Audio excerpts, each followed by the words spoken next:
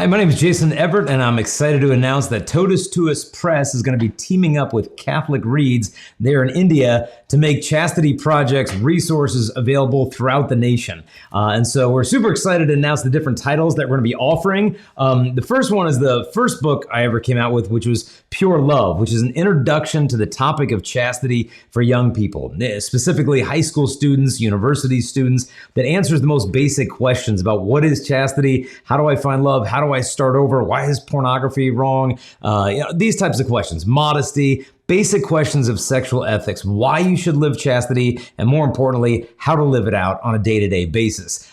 We also created Pure Love in a secular or non-religious version. So if you want to evangelize people that aren't really into the church yet and might be put off by some of the religious language, we created a completely non-religious version of the same booklet, Pure Love. Now, after we came out with this, we found that more and more young guys and girls were coming up to us with questions specific from the guy's perspective or the girl's perspective. And so we came out with Pure Manhood for the guys in a religious version, and again, a public school or secular version if you need to share that in a context where maybe the faith isn't something that they share.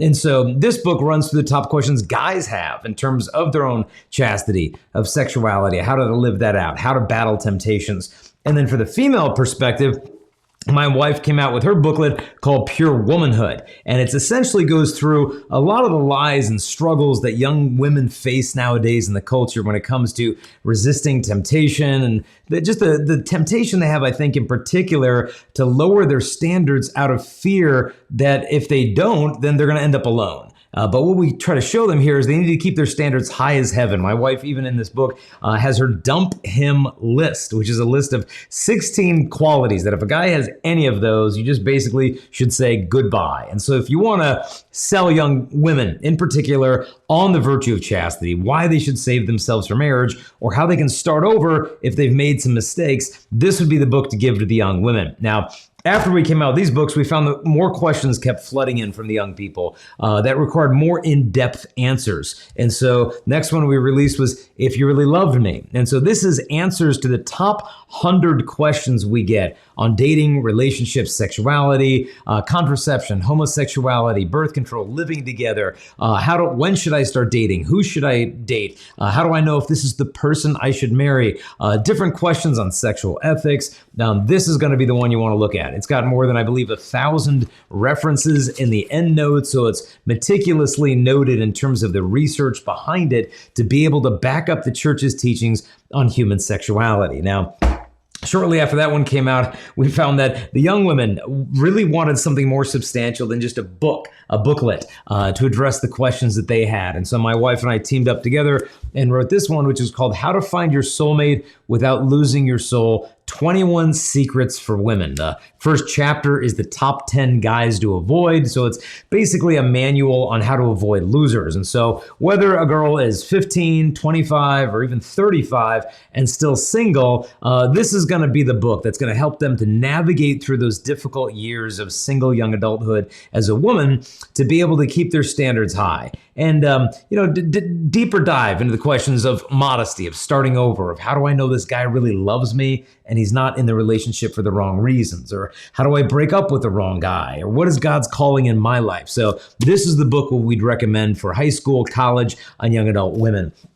And then the guys started bugging us, well, where's the book for guys? And initially we're like, well, guys don't read. But then they kept bugging us like, no, we're literally like, we want something for us. And I thought, well, what is it the guys need? And I thought, I've always felt bad for young guys because they're always told when it comes to dating and relationships, everything they're not supposed to do. Like, don't do this and don't do that and don't do that.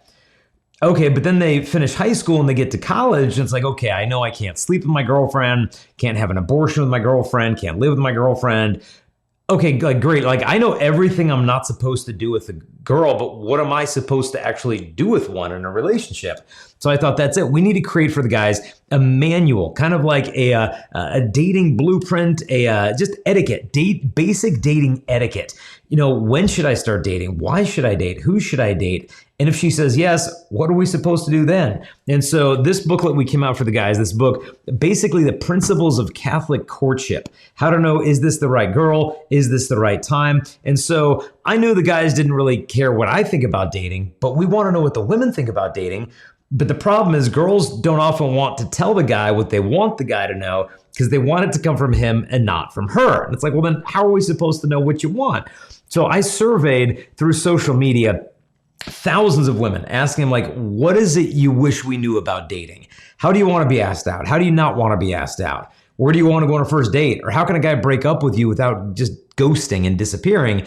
And we put those replies from the girls in this book. And in fact, the last chapter is even on how to date your wife, because dating isn't something that should end when you get married. And so this is the manual we want to give to the young guys, whether they're in high school, college, young adult, and they're just looking for practical specifics on what Catholic courtship is supposed to look like, what Christian courtship is supposed to look like. The Dating Blueprint is the resource for that. But the challenge we have for the guys is this: before you ask a girl on a date, we've kind of got one prerequisite.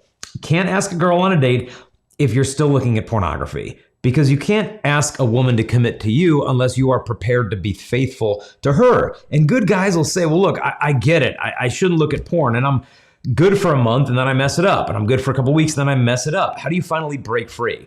And so Matt Fradd and I co-authored this book together called Forged. It's a 33-day spiritual exercise for guys on how to find lasting freedom from the vices of pornography and lust. And let's be honest, though, guys aren't the only ones struggling with pornography. And so Kelsey Skoke wrote a book with us called Uncompromising Purity. That's the kind of the female companion to this book. And we're going to be offering that one as well through Catholic Reads. And so that'll go through the fact that women have temptations too. And it's not enough to just give them the male techniques for breaking free from some of these addictions. Women have their own struggles. And so Kelsey's book, Uncompromising Purity, takes a deep dive for that. Now, shifting gears a little bit from physical chastity, a new concept has arisen in recent years of emotional chastity. Of, okay, what does it look like? I get it. I should have boundaries with my body. But how do you have boundaries with your body when you don't even know how to have boundaries with your own heart in relationships? And so we teamed up with Sarah Swafford for her to write her first book called called Emotional Virtue, a guide to drama-free relationships. Now, there's a concept, drama-free relationships. Like, can guys and girls actually just be friends? Or how do you move from like just friends through that kind of gray zone to in an actual relationship? So young adult men and women, we find this book to be extremely helpful navigating those stages of friendship, in between, and romantic relationships, and how to possess virtue on an emotional level, not just a physical one. Now, a lot of young women we found had, through this path of trying to find love, had suffered a lot along the way. Many of them maybe didn't give away their virginity. Maybe they had it taken from them. They suffered sexual abuse and they're not sure what to do with those wounds. And so over here in the States, there was this kind of Me Too movement that came and went a couple years ago, but it was just social media. It was just like a hashtag. There was no follow-up for the women who had suffered sexual violence. And so my wife decided to kind of speak into that subject, and she published a little booklet called Made New, which is Healing and Hope for Abuse Survivors. And so this will kind of walk through and debunk the lies that young women often believe if they've suffered sexual abuse, that, it's too late, or, it's not worth the healing process. I don't need to go to counseling. Well, it's my fault that happened to me.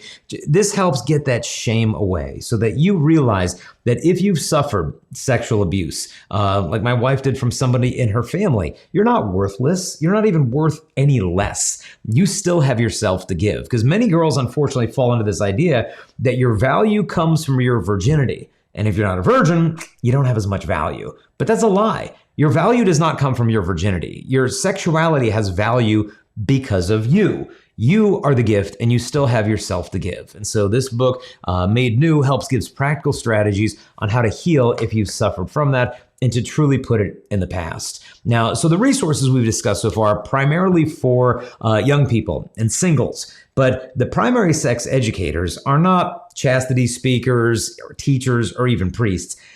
It's the parents. Parents are the primary sex educators of the young people, but a lot of parents don't know where to begin when it comes to talking to their kids about human sexuality. And so Chris Stefanik and I teamed up and wrote this book for the parents called Raising Pure Teens. And it's basically 10 strategies to protect or restore your young people's innocence. And so we're going to go through internet safety, communication techniques, different things you can use on a daily basis to help your kids maintain their purity or start over if they've made some mistakes. Now, but chastity isn't something you need to just teach to your kids. Chastity is something you should be living within your own marriage. And I know for a lot of people, that's an unfamiliar concept. Wait a minute, chastity and marriage, maybe mean abstinence? No. Abstinence is different than chastity. Chastity is using the gift of your sexuality according to God's plan, according to your state in life. And so for married people, this virtue of purity heart, what does that mean? Well, one of the things that it means, among others, is that when it comes to planning our family, we listen to the church when it comes to how we do that. And so a lot of people think, oh, well, what is the church, if we can't use contraception, are we supposed to have 50 kids? Like, that's not reasonable. We can't afford that mentally, let alone financially. This booklet, Pure Intimacy, talks about the church's teachings on natural family planning, which is a fertility awareness method of planning your family, which is not the old rhythm method, which had a failure rate of like 30%. No, natural family planning is more than 99% effective. And couples who use it have a divorce rate under 4%. And so this is a short treatment that you could give to married couples, engaged couples, to help explain the church's teachings on chastity inside of marriage, especially when it comes to how to plan your family. Now, in terms of other resources for the parents, Devin Shad wrote this book called Show Us the Father, 7 Secrets to Be a Father on Earth Like Your Father in Heaven. Honestly, it's my favorite book on fatherhood. This guy's a tremendous dad. He's got 5 beautiful daughters, and it's just a beautiful, insightful reflection on looking to Saint Joseph as a model of our earthly father. So if you want to share this with any dads, your own dad, your grandpa, whatever, it's just an awesome book to give the fathers in your life, or to get it yourself if you're a dad like I am. Now, in terms of the favorite book I ever got to write, it's of the, not just dad, but of the Holy Father himself, St. John Paul II. Now, odds are you feel you probably already know John Paul II well, but what this is a collection of stories that were not released by the Vatican until after the Holy Father passed away. Like all his different assassination attempts, for example. People think it was just the one time he got shot in St. Peter's Square. That was just one. He was actually stabbed by a priest in Fatima a year after that. The people who masterminded the 9/11 terrorist attack on America, the guy behind that was a man named Khalid Sheikh Mohammed. And he and some of his nephews tried to kill St. John Paul II in the Philippines during World Youth Day. And so we've got all those different stories in here, as well as different miracles the Holy Father performed. So if you love St. John Paul II, this will give you a whole new fresh insight into what a gift the church had in this man, this giant, this mystic. And so this one's called St. John Paul the Great, His 5 Loves. And one of the greatest gifts that John Paul gave us was the theology of the body. And for a lot of people, it feels inaccessible because it's 500-600 pages long, very dense theology. And so we decided to break it down with 2 books. One is called Theology of the Body in 1 hour. So it's just a real brief run through that is going to give you a good grasp of the Holy Father's teachings instead of having to read the 500 or 600 page treatment. And then also Christopher West, who's a world-renowned expert on the theology of the body, has created this booklet called Eclipse of the Body, where he talks about there's so much confusion nowadays and what it means to be human, and how St. John Paul II's theology of the body cuts through all of that. And then speaking of the body, the final and most recent book that we created tackles a very difficult subject that's sweeping the globe, which is the topic of gender. And so the book is titled Male, Female, Other,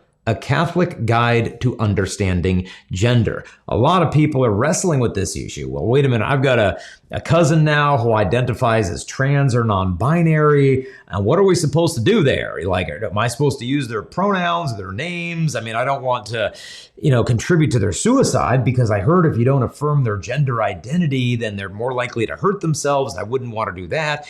How do we answer these tough questions? Not just with clarity and precision, but with charity as well. Or if you experience gender dysphoria, what's God's plan for you? And so in this book, we walk through the top 18 claims made by gender theorists. Well, gender is a social construct, and there's actually more than two sexes, and all these different concepts. You should use puberty blockers and cross-sex hormones, and surgeries that change a person's gender are life-saving remedies. And how do we answer these tough questions? And so with this book, we take a very deep dive into those questions. And again, in the endnotes section, you'll find more than 1,000 peer-reviewed scientific journals and references packed into the endnotes in case you want to dive deeper into researching this difficult subject. So make sure you're equipped to be able to answer these questions, because it's not enough for Catholics to just debate these people and debunk these people. We have to walk with them in love. Instead of treating them that there's no room for them in the church to navigate these difficult questions of identity, this shows how instead of just dismissing them and debating them or abandoning them or arguing with them or just wholeheartedly accepting the ideology, we can actually accompany them. We can walk with them in truth and love. And so these are all the new resources coming out through Catholic Reads. I hope you'll check out their website and get them, and not just read them yourself, but share them with your parish, your community, or your school, so that they can discover what St. John Paul II was true, that every person who seeks the kingdom of God will find himself. God bless, and if you want more details on our ministry, please feel free to visit our website, chastity.com.